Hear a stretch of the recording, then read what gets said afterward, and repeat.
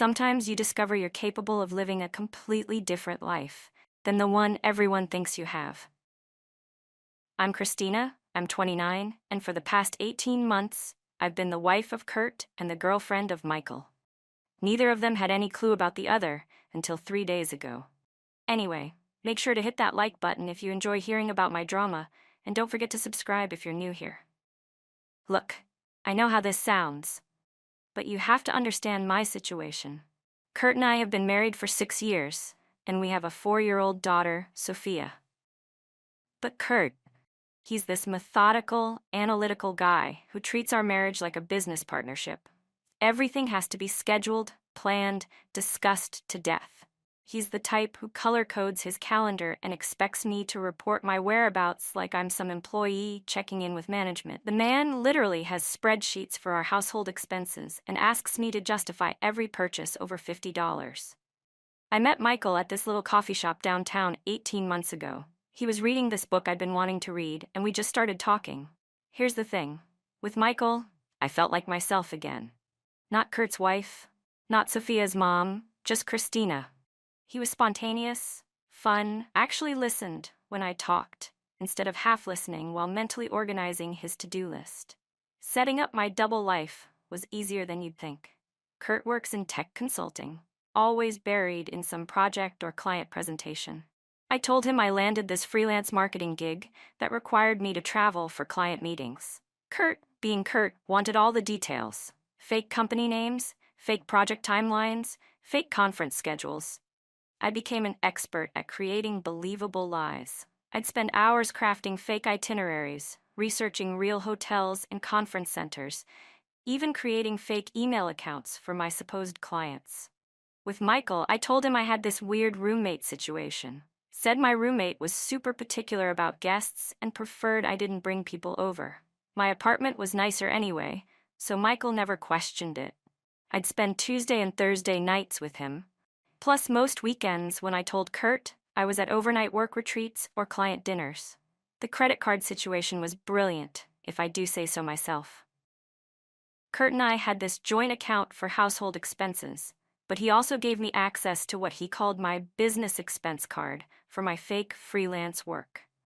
Every dinner with Michael, every hotel room, every weekend getaway, Kurt was paying for it all while thinking he was supporting my career. I'd come home with receipts and stories about client meetings, and Kurt would just nod and ask if the project was going well. Between us, Kurt made this so easy because he trusted me completely. He never questioned my stories, never checked up on me, never even looked at the credit card statements closely. He'd just see business dinner or client hotel and approve the reimbursements. Sometimes I felt a tiny bit bad about it, but then Kurt would do something that reminded me why I needed Michael in my life. Like this one time, I came home from a weekend with Michael feeling amazing, and Kurt immediately started complaining about how Sophia had been asking for me all weekend. Not "I missed you" or "How was your trip?" Just criticism about how my work was affecting our daughter. That's when I knew I was doing the right thing. Kurt saw me as an inconvenience when I wasn't there, and a household manager when I was. The truth is, Kurt stopped seeing me as a woman years ago. I became the person who handled Sophia's schedule, did the grocery shopping, remembered his mother's birthday. When was the last time he complimented me, or planned a surprise, or did anything that wasn't on his precious schedule? Michael would show up at my door with flowers just because. He'd suggest spontaneous weekend trips, send me sweet texts throughout the day, actually act like he was excited to see me. I started getting sloppy around month 15, though. Kurt's friend Randy mentioned seeing someone who looked like me at this restaurant downtown with a guy. I laughed it off, said Randy needed better glasses, but I could see Kurt filing that information away in his analytical brain. He started asking more questions about my work trips, wanted to know specific client names, asked why I never brought home any promotional materials or business cards from these conferences. That's when I had to get more creative with my emotional manipulation. Whenever Kurt questioned me too closely, I'd start crying about how he didn't trust me, how hard I was working to contribute to our family's finances, how hurt I was that he thought I'd lie to him.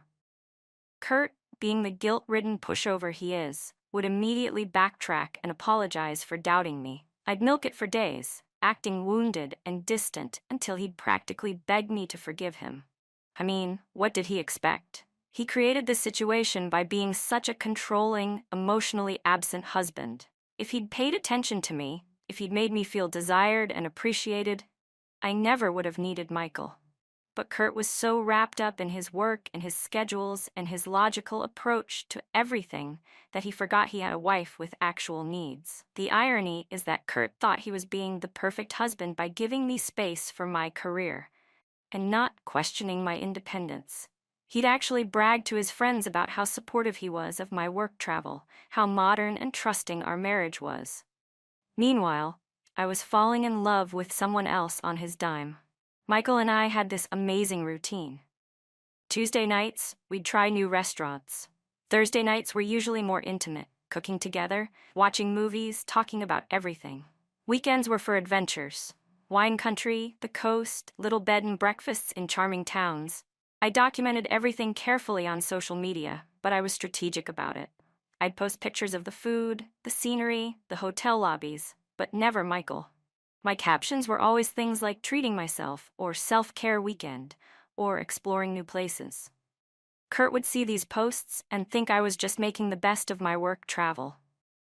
Looking back, I was living my best life for 18 months. I had the stability and security of my marriage with Kurt, plus the excitement and passion of my relationship with Michael.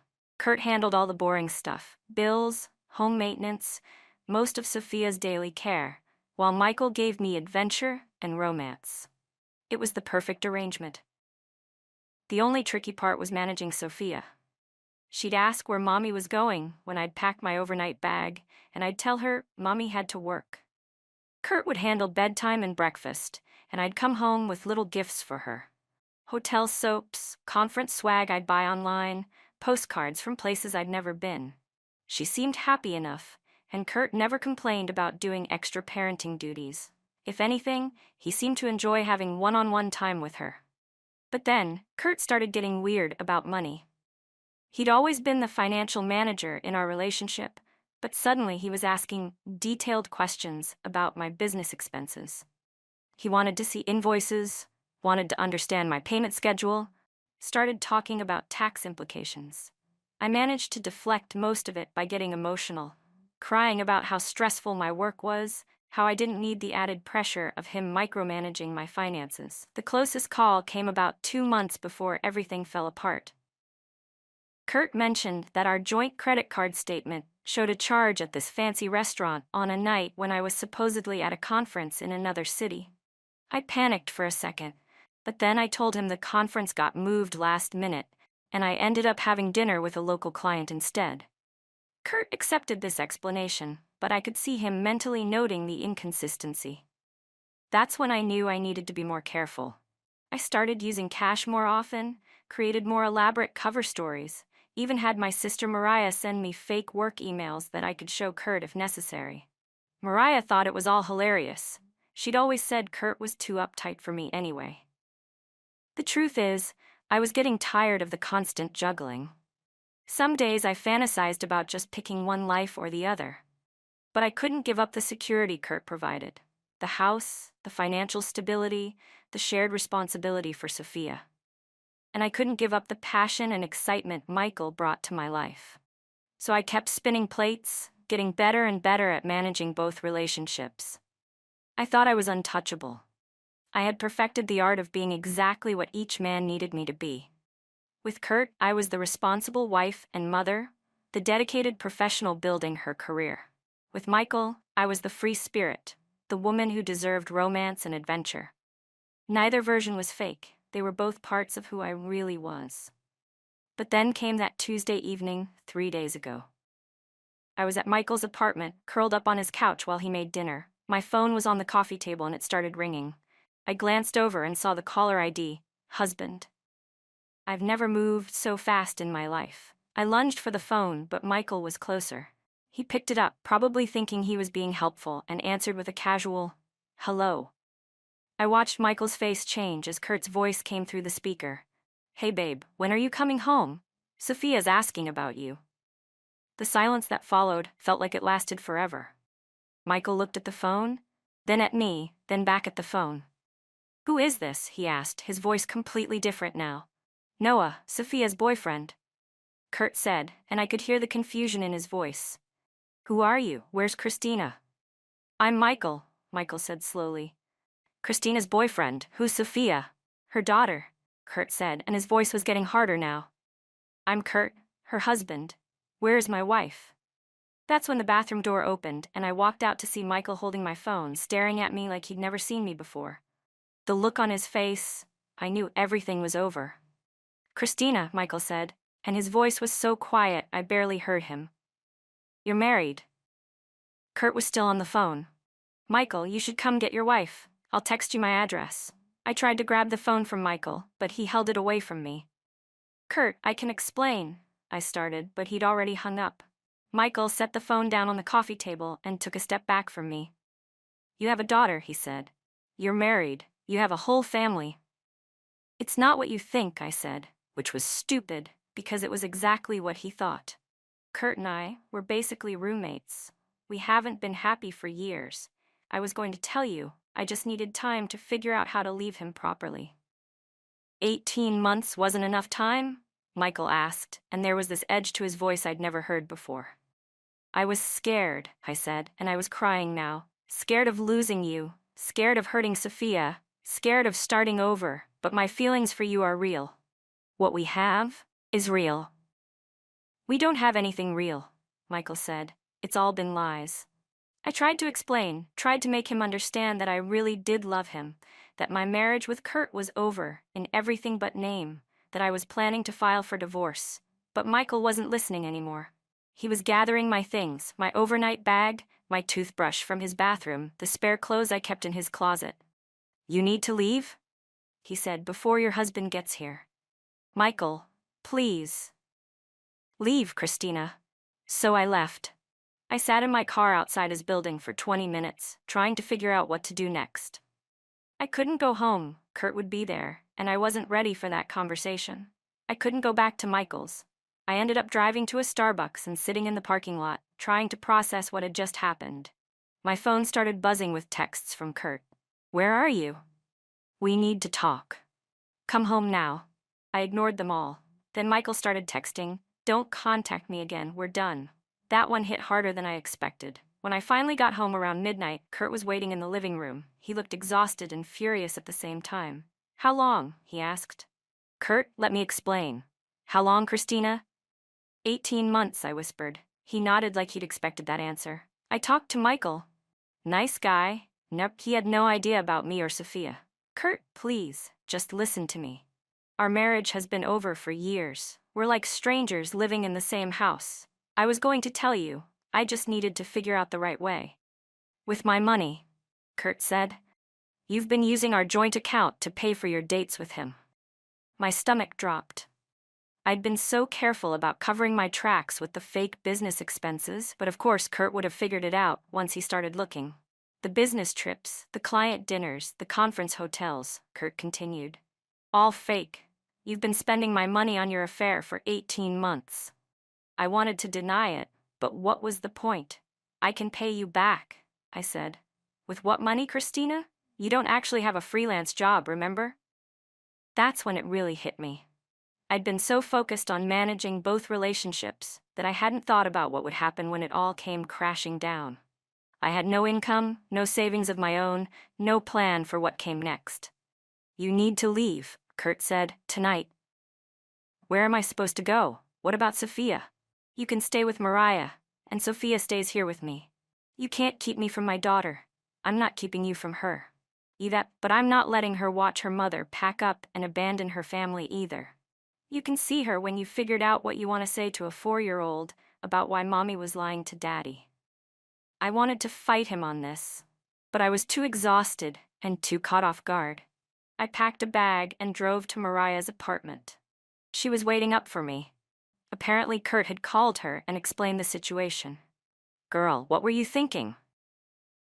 she asked as I collapsed on her couch. "I don't know," I said. "I thought I could make it work. I thought I was smart enough to manage both relationships. For 18 months, It was working, Mariah. I was happy. For the first time in years, I was actually happy. Mariah made me tea and let me cry on her shoulder, but even she seemed shocked by the extent of my deception. Christina, you have a daughter. You can't just live a double life when you have a kid depending on you. But that's exactly what I'd been doing, and it had been working fine until Michael answered that phone call. If he'd just let it ring, if Kurt hadn't called at that exact moment, I could have kept going indefinitely. I was good at this. I was really, really good at managing both lives. The next morning, I started getting texts from both Kurt and Michael.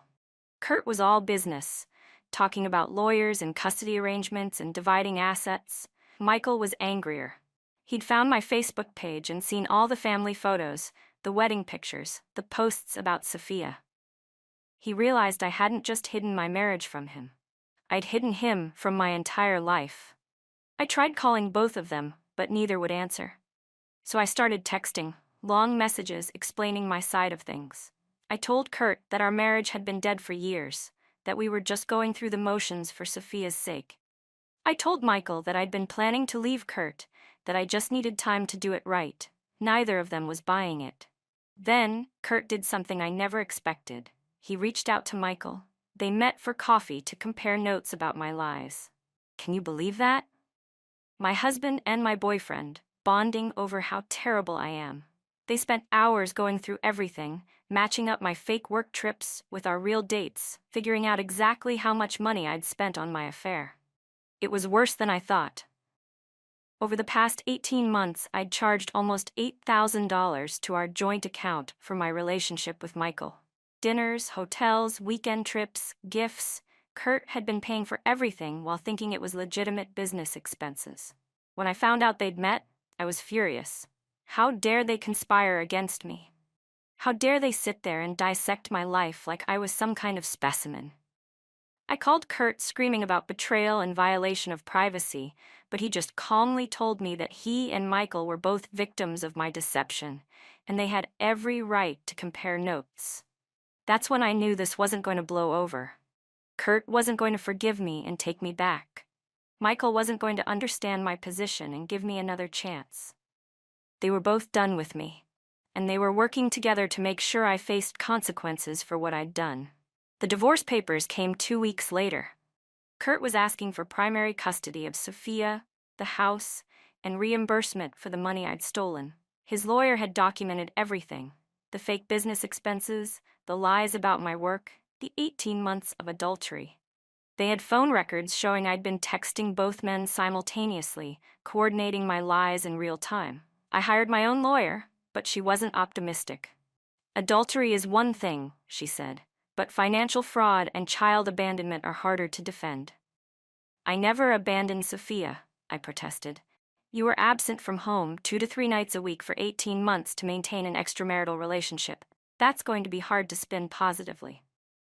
The custody hearing was brutal. Kurt's lawyer painted me as a selfish mother who prioritized her affair over her daughter's stability. They had daycare records showing Kurt did 90% of the pickups and drop-offs. They had Sophia's pediatrician testifying that she'd only met Kurt, never me. They had detailed financial records showing I'd spent more money on my boyfriend than on my daughter's needs. My lawyer tried to argue that I was trapped in an emotionally distant marriage, that I was seeking happiness and fulfillment that Kurt couldn't provide. But when the judge asked me directly how many bedtimes I'd done in the past 6 months, I couldn't give a good answer. The truth was, I'd been so busy managing my double life that I'd let Kurt handle most of the actual parenting. I lost. Kurt got primary custody, the house, and 70% of our assets. I got supervised visitation every other weekend and a court order to pay back the $8,000 I'd stolen. The judge also ordered me to complete parenting classes before I could have unsupervised visits with Sophia. Moving in with Mariah permanently was humiliating. I went from having a beautiful house and a comfortable life to sleeping on my sister's couch and working retail to pay my legal fees. The supervised visits with Sophia were the worst part. She kept asking why she couldn't come to Mommy's house, why Mommy lived with Aunt Mariah now, why Daddy looked sad all the time. I tried to explain it in terms a 4-year-old could understand. But how do you tell your daughter that mommy was living a secret life for 18 months? How do you explain that you chose your boyfriend over your family without making yourself sound like a monster? The hardest part was watching Kurt move on. He started therapy to deal with the betrayal and the divorce. He joined a single-parent support group. He got Sophia into counseling to help her adjust to the new custody arrangement. Meanwhile, I was working at a department store and living on my sister's couch, trying to figure out how my perfect life had fallen apart so completely. Michael blocked me on everything: phone, social media, email. I tried reaching out through mutual friends, but he'd made it clear he wanted nothing to do with me. I destroyed the best relationship I'd ever had by lying about the most basic facts of my life. 8 months after everything fell apart, I found out through Facebook that Kurt was dating someone new. Her name is Rachel, and she's a nurse at the children's hospital. She's pretty in this natural, wholesome way that made me feel sick looking at her pictures. But worse than that, Sophia clearly adores her. I saw them at Sophia's school pickup one day. Kurt, Rachel, and Sophia walking hand in hand like some perfect little family. Sophia was chattering excitedly to Rachel about something that happened at school, and Rachel was listening with genuine interest and enthusiasm. It was everything I should have been but never was. That night, during my supervised visit, Sophia told me all about Rachel. How Rachel makes pancakes on Saturday mornings. How Rachel reads her 3 bedtime stories instead of just 1. How Rachel taught her to braid friendship bracelets. How Rachel never misses her school events or forgets to pack her lunch. I like Rachel better than Mommy, Sophia said with the brutal honesty of a 5-year-old. She's nicer and she doesn't go away for work all the time. That's when it really hit me. I hadn't just lost my marriage and my boyfriend. I'd lost my daughter. Sophia had replaced me with someone better. Someone who actually showed up for her. Someone who prioritized her needs over their own desires. I tried to win Sophia back by buying her expensive gifts and planning elaborate outings during our supervised visits. But it was too little, too late. She was polite but distant with me now, like I was some aunt she barely knew instead of her mother. She'd ask when she could go back to Daddy and Rachel, when our time together would be over. The final blow came 6 months ago when Kurt and Rachel got engaged. Not a rushed engagement. They'd been together for over a year by then, and Sophia was involved in the proposal. Kurt showed me the ring and told me they were planning a small ceremony in the spring, with Sophia as the flower girl. I wanted to tell you before Sophia did, he said during one of our custody exchanges. Rachel's been amazing with her. She's really stepped up. I wanted to scream that Rachel had stepped into my life, taken my place, stolen my family, but the truth was, Rachel hadn't stolen anything. I'd thrown it all away for 18 months of excitement and passion that ended the moment Michael answered that phone call. Now I'm 30 years old, working retail, living with my sister, seeing my daughter 4 days a month under supervision. Kurt and Rachel are planning their wedding, and Sophia calls Rachel Mama Rachel, while she calls me Christina, half the time. I lost everything I thought was permanent for something that was never real to begin with. Looking back, I know I made mistakes. I know I should have been upfront with both Kurt and Michael from the beginning. I know I should have prioritized my daughter over my own happiness. But I also know that if Michael hadn't answered that phone, if Kurt hadn't called at that exact moment, I'd still be living my double life successfully. I was good at it. I was really good at managing both relationships, at keeping both men happy, at maintaining my perfect balance. It wasn't luck or coincidence that kept me going for 18 months. It was skill and planning and careful execution. The system worked until it didn't. And now I'm paying the price for 18 months of having everything I wanted, while Kurt gets to build a new life with someone who actually deserves him. And Sophia gets a mother figure who shows up for her consistently. Maybe they're right. Maybe I am selfish and manipulative and destructive. But I was also happy, genuinely happy, for the first time in years. And sometimes I think that has to count for something, even if it all fell apart in the end.